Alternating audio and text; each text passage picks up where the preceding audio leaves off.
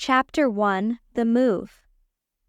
A thick fog hung in the air as 15-year-old Claire Harper stepped out of the car and gazed at her new home. The old Victorian house stood tall and imposing at the end of a quiet street in the small town of Ravenswood. Its once grand exterior was now weathered and covered in ivy, and the windows seemed to peer back at her like dark, watchful eyes. Claire's father, Professor David Harper, had accepted a teaching position at the local university, specializing in Victorian literature. Moving to Ravenswood meant he could study the town's history and architecture firsthand, but Claire felt uneasy about the change. She missed her friends and her old life in the city. "Come on, Claire. Let's take a look inside," her father called, snapping her out of her thoughts. Claire followed her father up the creaky steps and into the house. The interior was just as grand and eerie as the exterior, with high ceilings, ornate woodwork, and antique furniture covered in dust sheets. As they explored the house, Claire couldn't shake the feeling that they were being watched. "I know it's a bit old-fashioned, but it's got character," her father said with a smile. "We'll make it our own in no time." Claire nodded, trying to hide her apprehension. She wandered up to the second floor and found her new bedroom. It was spacious and filled with antique furniture, including a large, ornate mirror that stood against one wall. The mirror's frame was intricately carved with swirling patterns, and the glass was slightly cloudy, giving it an almost otherworldly appearance. As she unpacked her belongings, Claire glanced at the mirror and thought she saw a flicker of movement. She turned quickly, but there was nothing there.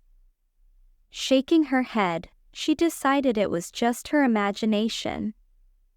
Chapter 2: The First Encounter. That night, Claire lay in bed, unable to sleep. The house creaked and groaned as if settling into itself. She stared at the mirror, the moonlight casting eerie shadows across its surface. Just as she was about to drift off, she saw it again, a flicker of movement in the mirror. She sat up, her heart pounding. "Who's there?" she whispered, feeling a chill run down her spine. The mirror's surface seemed to ripple, and a faint, ghostly figure appeared. It was a young girl, about Claire's age, with long, flowing hair and a sad expression. The girl reached out a hand as if trying to touch Claire through the glass. "Please, don't be afraid," the ghostly girl said, her voice soft and ethereal. "I need your help." Claire's fear was replaced by curiosity. "Who are you?" she asked, moving closer to the mirror. "My name is Emily," the girl replied. "I lived in this house many years ago. I am trapped here, unable to move on. Please, help me find peace." Claire's mind raced with questions. "How can I help you?" Emily's image flickered, her expression filled with sorrow. "There is a secret hidden in this house, a secret that holds the key to my freedom.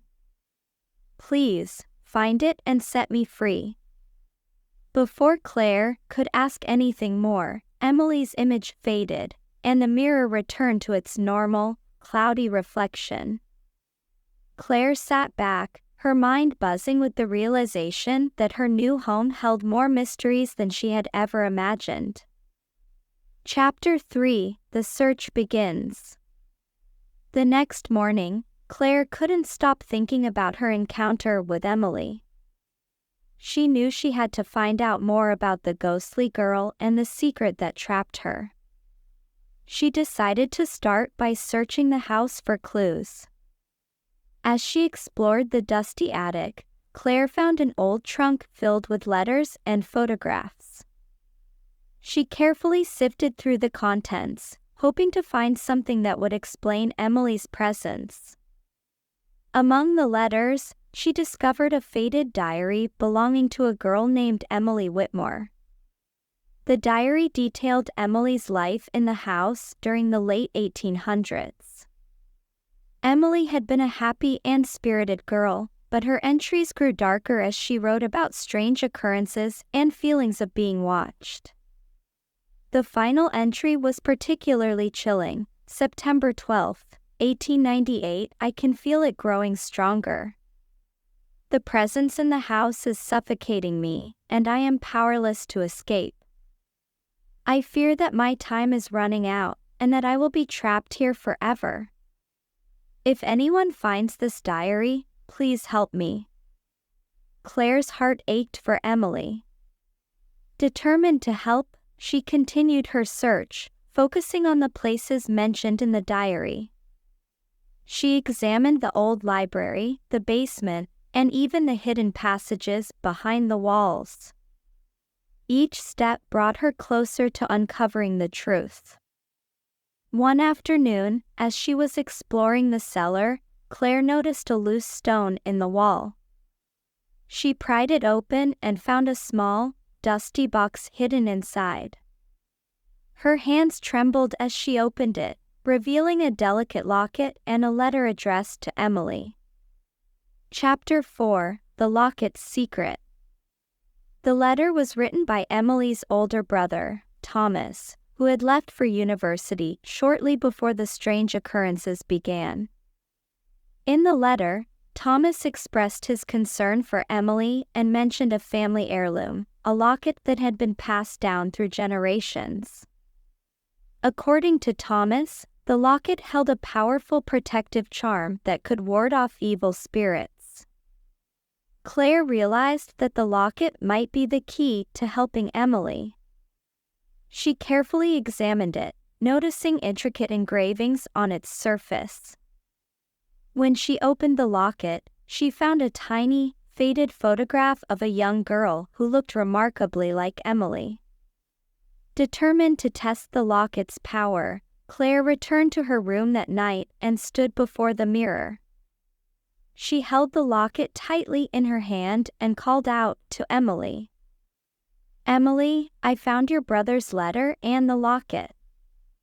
"Will this help you?" she asked, her voice steady despite the fear she felt. The mirror's surface rippled, and Emily's ghostly figure appeared once more. Her eyes widened with hope as she saw the locket. "Yes, that is the locket." "Thank you, Claire. But there is one more thing you must do."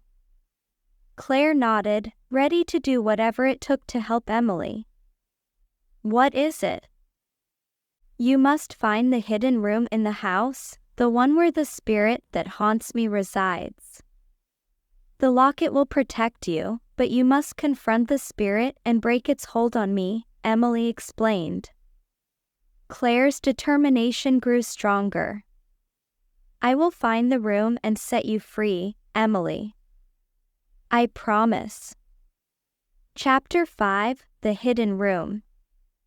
Over the next few days, Claire searched the house tirelessly, looking for any clues that would lead her to the hidden room. She pored over old blueprints of the house and scoured every corner, guided by the information in Emily's diary. One evening, as she was examining the floorboards in the library, she noticed a faint outline of a trapdoor. With renewed excitement, she pried it open and discovered a narrow staircase leading down into the darkness. She took a deep breath, clutching the locket for reassurance, and descended the stairs. The hidden room was cold and dark, with an oppressive atmosphere that sent shivers down Claire's spine. In the center of the room stood a large, ornate mirror, much like the one in her bedroom. The air was thick with an unsettling energy, and Claire could feel the presence of the spirit that had trapped Emily. As she approached the mirror, she saw a shadowy figure lurking within its depths. The figure's eyes gleamed with malice, and it reached out towards her, its presence suffocating. "Who dares to enter my domain?" the spirit hissed, its voice echoing through the room. Claire's heart pounded, but she stood her ground. "I am here to set Emily free. Your hold on her ends now." The spirit laughed, a chilling sound that reverberated through the room. "Foolish girl. You cannot defeat me." Summoning all her courage, Claire held up the locket and stepped closer to the mirror. "This locket holds the power to protect and break your hold. I command you to release Emily and leave this place." The spirit's eyes widened with fear and anger as the locket's light grew brighter. The room filled with a brilliant glow, and the spirit shrieked in agony, its form dissolving into nothingness. As the light faded, Claire felt a sense of peace wash over her. She knew the spirit was gone, and Emily was finally free. Chapter 6: Emily's Freedom. Claire returned to her room, exhausted but triumphant. She stood before the mirror, clutching the locket, and called out to Emily. "Emily, the spirit is gone. You are free now."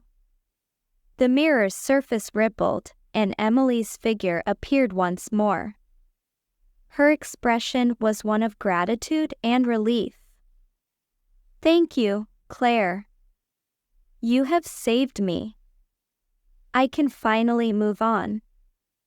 Tears filled Claire's eyes as she watched Emily's form grow fainter. "Will I ever see you again?" Emily smiled, her image fading into the light. "I will always be with you, Claire. You have a kind and courageous heart. Never forget that." With those final words, Emily's spirit vanished, and the mirror returned to its normal, cloudy reflection. Claire felt a mixture of sadness and joy, knowing that Emily was at peace. Chapter 7: A New Beginning. The next morning, Claire shared her incredible experience with her father. Professor Harper listened with amazement and pride as Claire recounted her journey to free Emily.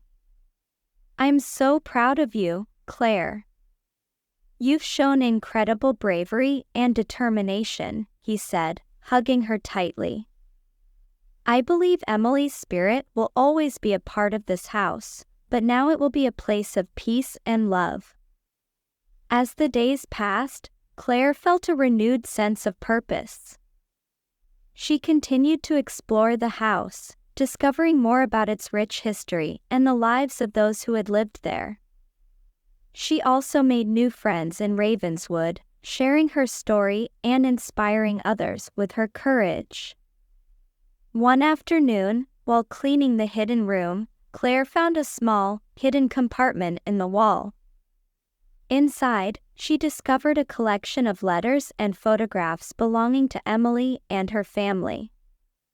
Among the letters was a final note from Emily, addressed to Claire. "Dear Claire, thank you for setting me free and for your kindness. This house is filled with the memories of those who lived here, and I am grateful to be a part of its history. I leave you these letters and photographs as a token of my gratitude. May they bring you joy and inspiration. With love, Emily." Claire smiled as she read the note, feeling a deep connection to Emily and the house. She knew that her journey was far from over, but she was ready for whatever adventures lay ahead. Epilogue: The Legacy. Years later, Claire became a respected historian and writer, dedicating her life to uncovering the hidden stories of the past. She wrote a book about her experiences in the old Victorian house, sharing Emily's story and the history of Ravenswood with the world.